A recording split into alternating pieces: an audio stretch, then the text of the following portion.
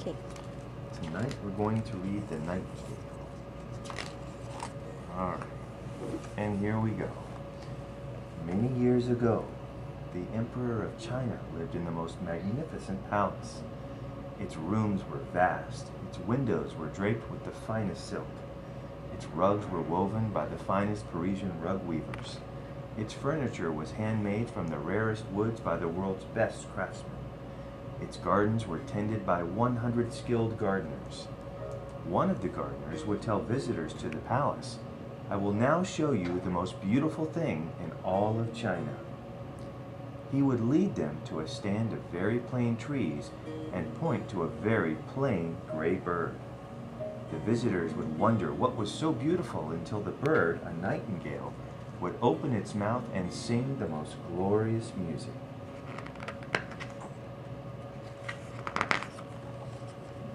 Because of the nightingale's wondrous singing, the visitors would leave thinking only of the beautiful bird. They would return home from their journey and tell their friends and families about the nightingale. This meant that more and more people flocked to the palace, all for the same reason, the nightingale. Every single visitor loved to hear the remarkable bird's song. Yet the very palace at which the nightingale lived belonged to a person who had not heard the nightingale. You see, the emperor was very old and hardly ever ventured out of his quarters.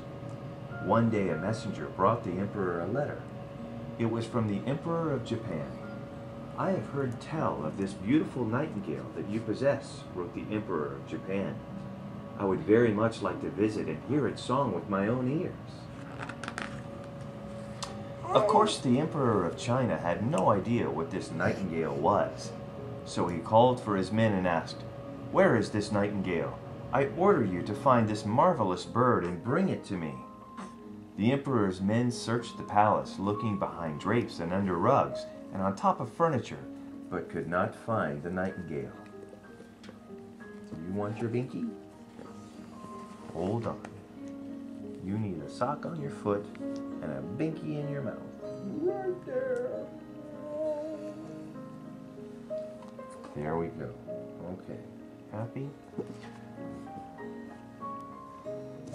Finally, one of the gardeners came forward, saying, "I know where the nightingale lives." The gardener led the emperor's men to the stand of very plain trees, where they found the very plain gray bird. The nightingale opened its mouth in beautiful song, and the men knew they had found what they were seeking. The emperor's men dashed back to the palace, the nightingale in their possession. Seeing the very plain gray bird, the emperor asked his men, "Just what is so special about this nightingale?" Before anyone could answer the emperor's question, a trumpet sounded outside. The Emperor of Japan had arrived. The guards rushed out to meet this special visitor. The Chinese emperor quickly prepared to present the famed bird to his fellow ruler. With a flourish, the Emperor of Japan was led into the throne room. Seeing the plain gray bird, he asked, "Is this the nightingale for which I have heard such great things?" The Emperor of China, not having heard the bird either, was equally confused as to the bird's worth. Yet as the two powerful men listened, the plain gray nightingale broke into the most beautiful song. The Japanese emperor stayed in China for some time, his sole reason being to listen to the nightingale's gorgeous song. The two rulers sat and listened to the nightingale all of the day and all of the night. They never grew tired of hearing the bird's glorious melody. One afternoon, the Emperor of Japan said, "Its song is so lovely, but it is a pity that the nightingale must look so very plain." This made the Emperor of China sad. This creature deserved to look as beautiful as it sounded. He ordered that a gold cage be made for the nightingale. From the cage hung tinkling bells made of the purest silver and flowing ribbons from the finest Chinese silk. When the Japanese emperor was to return home, he turned to the Emperor of China and promised, "I will find a way to thank you for sharing this nightingale with me." Soon the Emperor of Japan made good on his promise and sent a gift to China. The Emperor of China opened the gift to find an artificial nightingale that looked even more beautiful than the real nightingale. The artificial bird was covered in diamonds and sapphires and rubies. The jewels were made to look like feathers and shimmered and shone under the palace lights. The real marvel, however, came when the bird was wound up. The Emperor of China turned the crank on the side of the artificial nightingale and was treated to the song that came from inside the bird. The bird sounded as good as the real nightingale and looked even better. However, the real nightingale did not like this new bird. The new fake nightingale only sang waltzes and not true nightingale songs. The real nightingale left its cage and flew back into the home in its garden. Are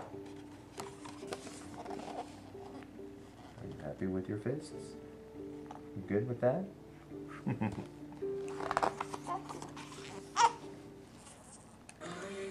Hold on there, Joe.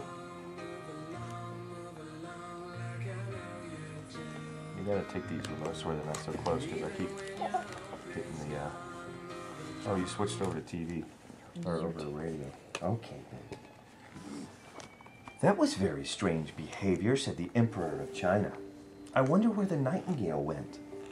Who cares, asked one of his subjects. This new bird sings just as sweetly and it looks far more beautiful than the plain gray nightingale. And with this bird, added another, we will always know that fine waltzes will be sung. We never knew what the real nightingale might sing. Indeed, we have the best bird right here, a third said. But one evening, when the new nightingale was singing one of its finest waltzes, the emperor heard a peculiar sound come from the bird. There was a whiz, and then there was a crack, and finally there came a whir. The emperor called for its best craftsmen, but they could do nothing. The nightingale was broken.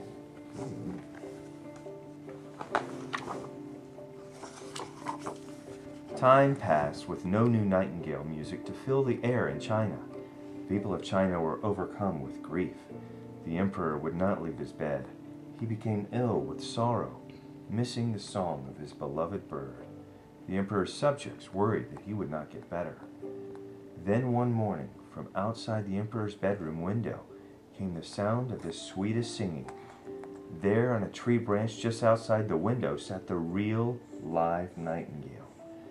The bird had heard of the emperor's illness and had come to sing to him out of love, for the emperor had once loved the nightingale so dearly. And as the nightingale sang its beautiful song, the emperor began to feel better. His arms and limbs were not so weak, his heart did not hurt so. The emperor sat up and thanked the nightingale who had flown to his bedpost, and that is where the nightingale stayed, happily, for the rest of its days. What did you think about the nightingale? What did you think about the nightingale? Do you want a nightingale? Do you want your very own bird? Whoop!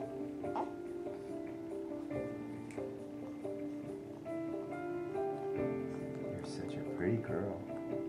You're like a pretty nightingale too. And I'll bet you'll sing lovely songs, won't you? You'll sing beautiful songs with your beautiful eyes.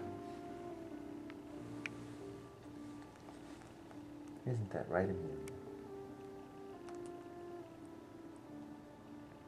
Amelia?